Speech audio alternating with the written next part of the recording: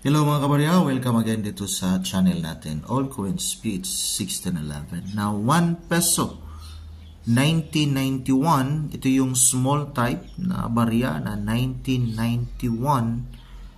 So, maliit ito kasi may large type sa ganitong klase. So, ito yung 1991. So, ito yung bibigyan natin ng update sa ngayon. Baka may hawak kayo na ganitong klaseng barya. At least may idea tayo mga kabarya. So, 1991, itong baryang ito. Now, diretso tayo kasi yung video natin, sinubukan nating mas maikli yung video natin. Now, try natin dito kay Carousel PH. So, dito kay Carousel PH, may value appraisal na dito si in.numista.com. Doon kasi sa Carousel PH may malaki kasi na selling. So dito muna tayo sa pinakamababa dito kay in.numista.com. So 1 peso small type. So diretso tayo sa barya na hawak natin na 1991. So may value appraisal na po dito si in.numista.com. Ito po yung 1991. May 31%. Meron na dito sa good 5 peso. So 0.50 centavo. Dito naman sa very fine 31 pesos. At saka dito kay extra fine 38.41. Kay almost uncirculated and 54 dito sa uncirculated na quality.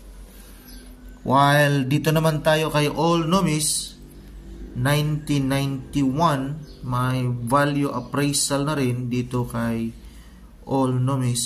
So try natin tingnan. Pag extra fine, ito yung 0.5 US dollar.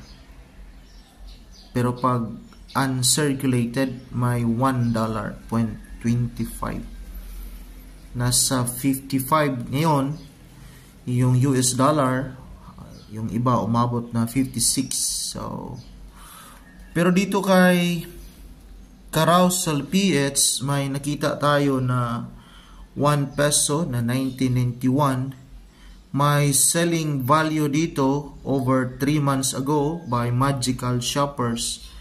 Mayroon siya ditong 3,000 pesos kasi may special yung kanyang barya DDO and DDR. Ito yung double die on overs at saka reverse. So parang dalawang bisis na napunch. So ito yung barya. So klaro naman dito. Try natin tingnan. So dito sa letters na peso, so S meron din. So hindi sharp yung pagka engrave or pagka punch. So ito yung tinatawag niya na double die, reverse and overs. Kaya yung selling value niya umabot ng 3,000 pesos. So, yan po yung barya na may selling value na 3,000. Pero pag normal naman yung barya na hawak natin. So, mababa lang po yung selling appraisal or value appraisal. So, depende na rin. Pakitingin-tingin na lang sa mga hawak nating barya. Baka may special yung barya na hawak natin at saka may mataas na value.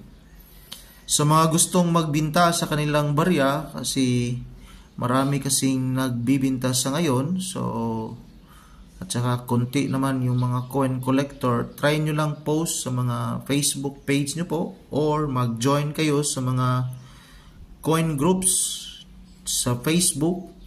At pag na-accept po kayo, doon po kayo mag-post sa mga hawak nyong barya. Baka may maka-interest po sa barya na hawak po natin. Yan lang po. Maraming salamat and God bless us all.